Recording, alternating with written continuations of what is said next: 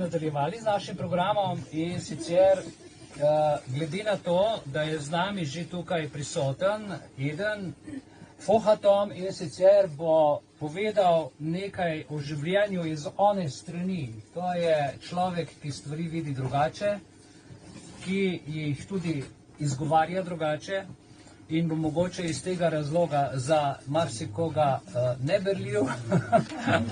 Za marsikomu bo pogledal globoko v dušo, ampak tudi takšno drugačnost iz one strani ljudje potrebujemo, zato da si lahko boljšo sliko ali tudi drugačno sliko o življenju ustvarimo in da vidimo, da ni v tem življenju vse materialno, ampak da so tudi stvari, o katerih smo danes že govorili, iza onega malo skritega, kjer nas vsak dan, vsaj naprimer, če gledate televizijo, smo pač v tej matrici. Če nekdo živi drugačno življenje z naravo, je v matrici narave, a ne?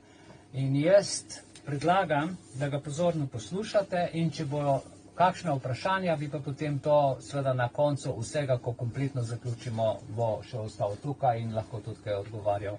Tako da, Eden izvoli, predstavi življenje iz one strani, faze razvoja humanoida ali sloj družbe, to bi bil nekak tvoj začetek. Kar boš pa naprej povedal, pa prepuščam domišljiji. Tako kot ponavadi. Spet seveda probali preprosti ostati. Ja. Ker resnica je preprosta, ne? Stvarstvo je komplicirano, da ga človeški težko dojame, ampak resnica je preprosta. Resnica smo rekli, torej je Kristus, ali če hočete učitelj, ali naša srca in naša ljubezen.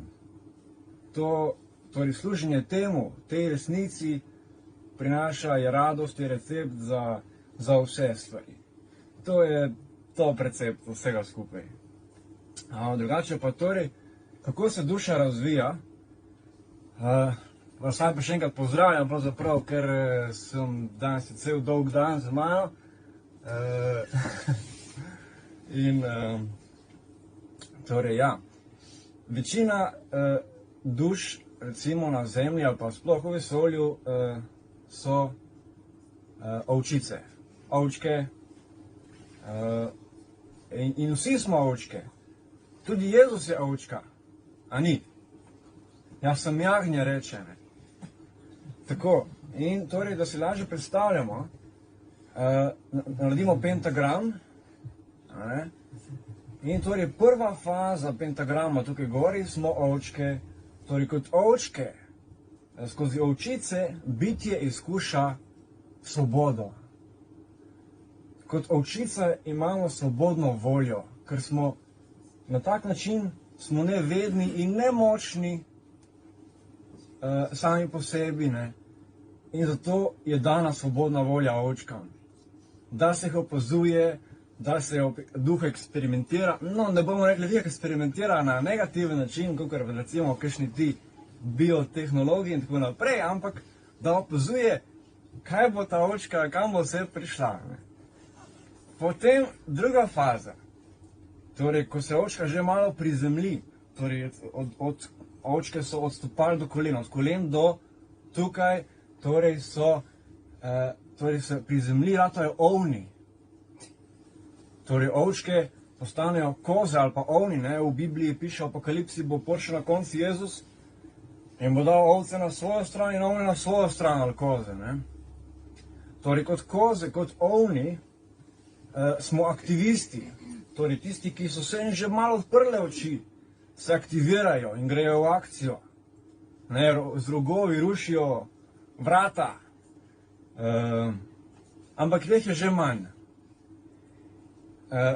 Ko se oni še malo bolj prizemljijo in se soočijo pravzaprav s politiko, oziroma se soočijo duša preide torej v temno noč duše, se reče.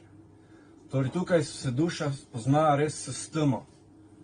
Vse, kar je verjela, začne razkrajati, razpadati. In tukaj pride faza kontrol frikov, torej tisti, ki so obsedeni s kontrolo, duša več ne ve, kako zdaj to, zdaj je nekaj imela, zdaj izgublja, kako se zdaj ta, ki prihaja torej iz faze kreacije v kreatorju. Torej ta proces med kreacijo in kreatorjem, tukaj je trenje, tukaj se duša kali. In ko se duša skali, torej tu se faza volkov, ne, tukaj so volkovi. Zgolj čreda vidi volkove, kakor zle. Volkovi imajo zgolj nalogo, da obvezujejo čredo, ne, in to danes zelo močno delajo. Namreč to bo naslednja poglavje današnjega predavanja. Volkovi torej, obrezujejo torej to drevo, DNK-ja. Potem, ko se volk toliko prekali, in gre torej v naslednjo fazo tega pentagrama, torej, in z volka pride ven ovčar, torej svetlobec, svetlobni delavec, tisti, torej tu so glasniki, preroki, izumitelji, pesniki, ki že delajo na ravni svetlobe. In oni torej malo ščitijo čredo, malo jo pa seveda pomagajo jo voditi, navdihovati, varovati in tako naprej usmerjati.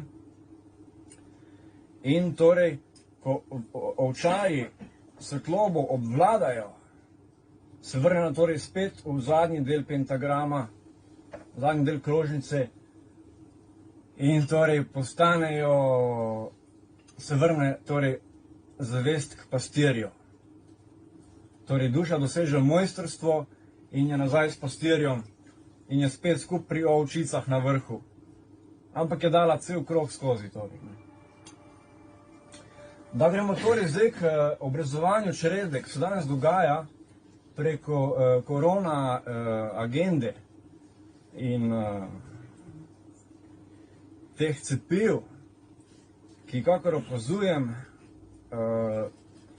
fermentirajo, povzročajo kot nekakšno fermentacijo, globoko, zelo izzivana reč. Celo bi lahko rekli, da verjamem, da celo je to vstopnica na Herkulobo. Herkuloba, torej Zemlja, se zdaj nahaja v cepitvi, kakor celica, in se ločuje stara Zemlja, star svet, torej tisti, ki ni še čas, da bi se jim odprlo, da bi spregledali, da bi spoznali. Pa tisti, ki rastemo, ki se prebujamo, ki se dvigamo, aktiviramo in tako naprej, izobražujemo, ozaveščamo predvsem, torej, pa se gre na novo zemljo. Torej, ta del človeštva gre na novo zemljo, pa novo nebo, kot je napisano v Apokalipsi. Stara zemlja pa bo torej postala, bo premeščena ta matrica na Herkulobo, to je torej planet, ki bo torej naprej 3D kontrola in vse te zadeve, da se naprej te polarnosti in te zadeve dogajajo.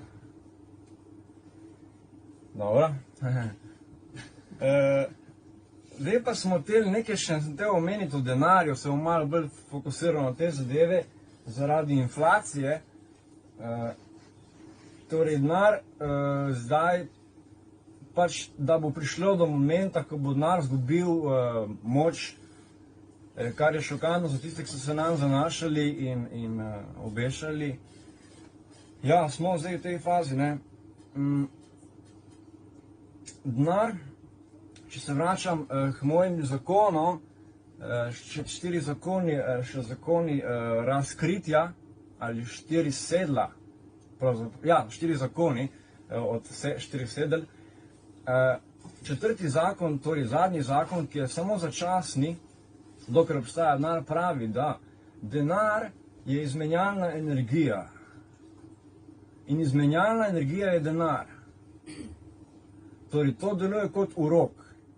Namreč tisti, ki ima zdaj veliko denarja, da bi dobili, torej tisti, ki ima zdaj veliko izmenjalne energije, da si med sabo delimo, kako je Jezus predvidel, ne, kar je pot torej na novo zemljo, v večno življenje in tako naprej, iz njegovih znanosti, spoznanj in učenj, nauko, dobimo veliko denarja, da s tem denarjem nekaj naredimo že zdaj v tem času, dokler smo še v tej igri denarja.